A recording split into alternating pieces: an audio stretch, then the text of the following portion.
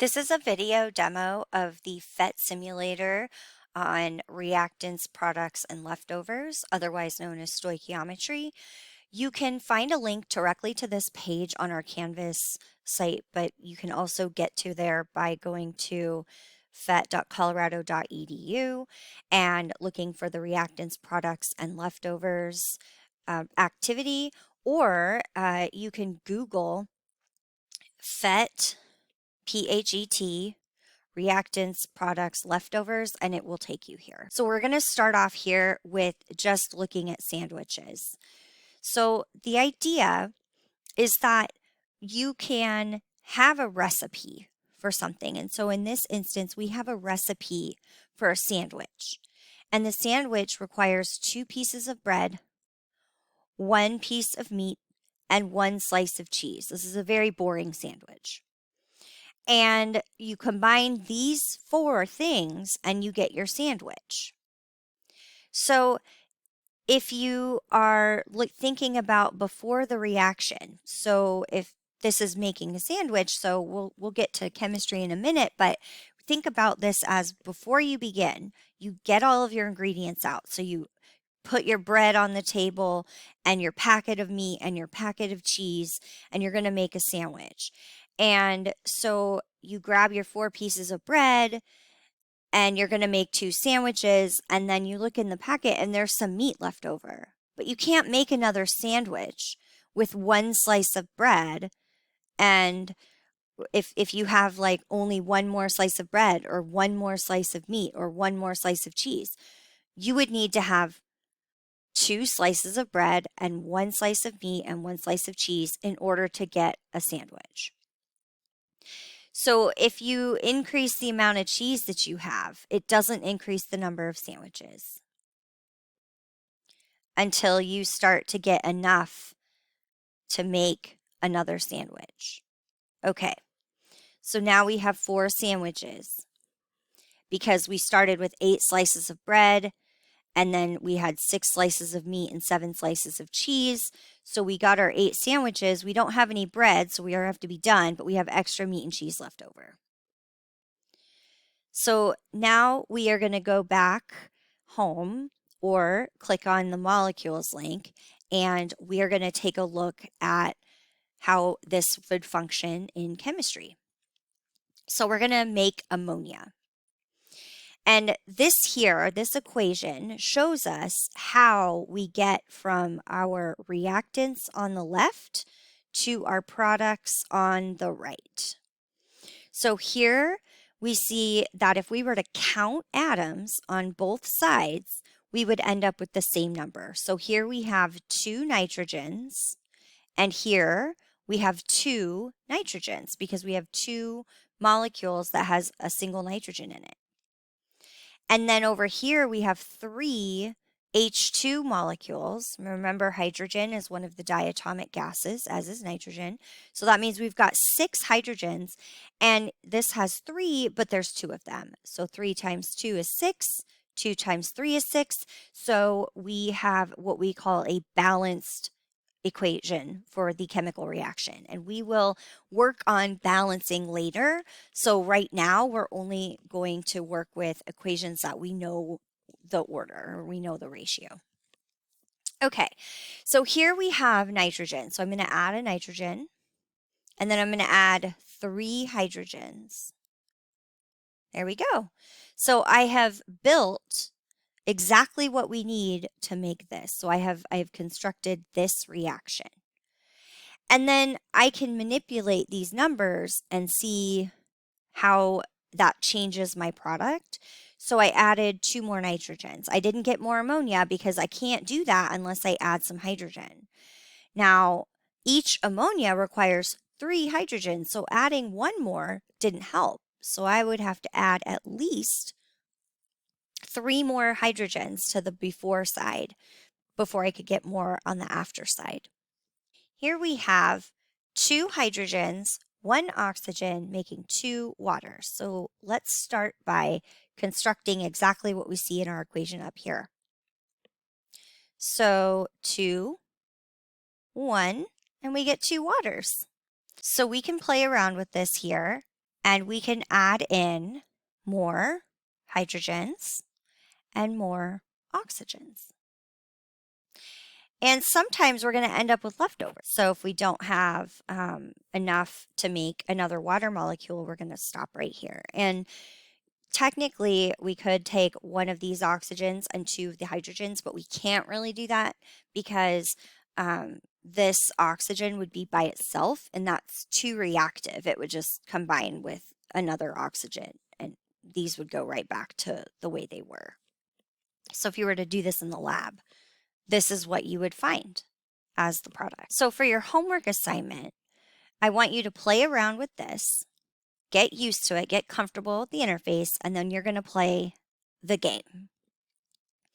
You're going to choose a level. I suggest level 1, and you are going to complete the challenge, and your score does not matter, but you need to complete the challenge and then submit a screenshot on Canvas.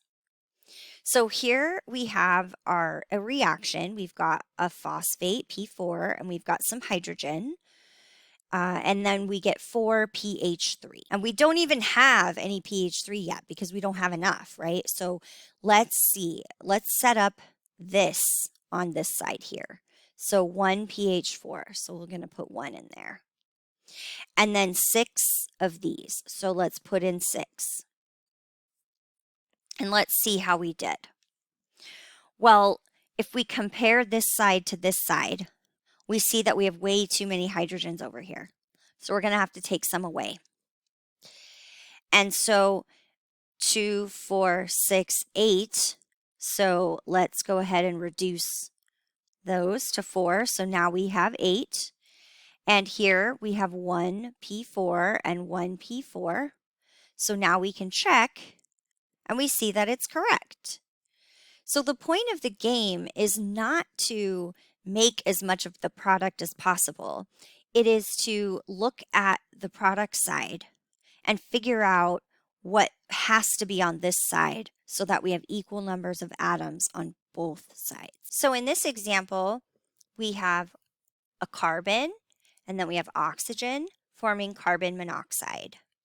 And so if we look on this side here, we see that we have 2 carbon monoxide, so that gives us 2 carbons, 3, 4, 5, 6, 7, 8. So we're going to need 8 carbons here. And then we see that we have 2 oxygens. And 2 oxygen atoms means 1 oxygen molecule. And we balanced it correctly. We figured out how to have the same number of atoms and molecules on this side as we have on this side. Note that there's several carbons left over. That's okay. They're left over because there wasn't enough oxygen. So let's try another example. Here we have ammonia, NH3, reacting with oxygen. And we are making nitrogen monoxide, water, ammonia, and oxygen might be left over. And so if we look at this, we weren't actually able to make anything.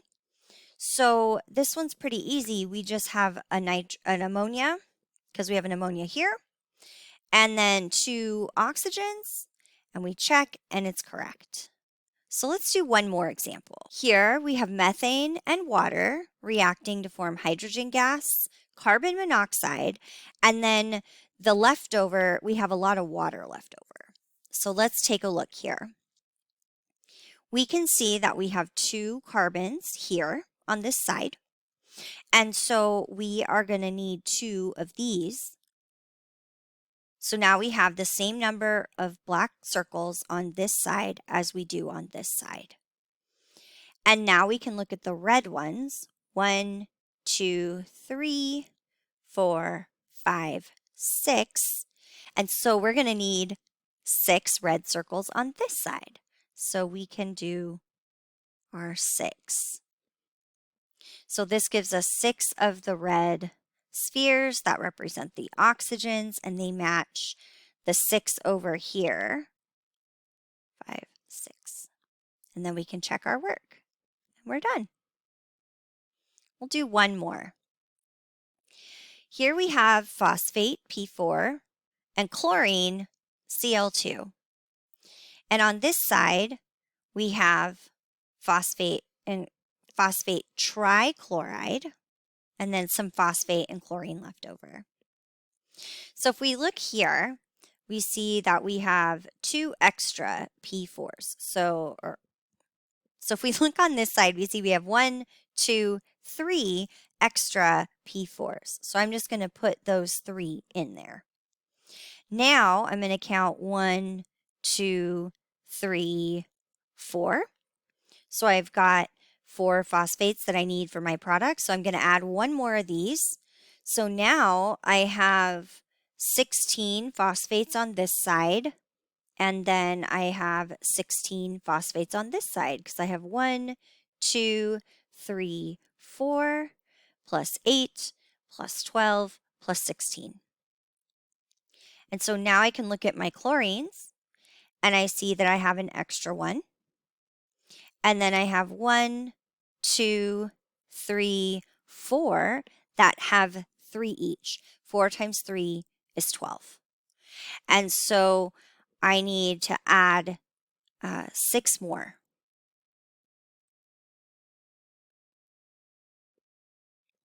So now if we count our chlorines, 2, 4, 6, 8, 10, 12, 14, and we have 3, 6, 9, 12, 13, 14.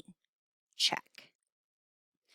So for your homework, I want you to go through one of these games, and all you have to do is get through the one of the games, and then I want you to take a screenshot when you're done, and you can upload that to Canvas.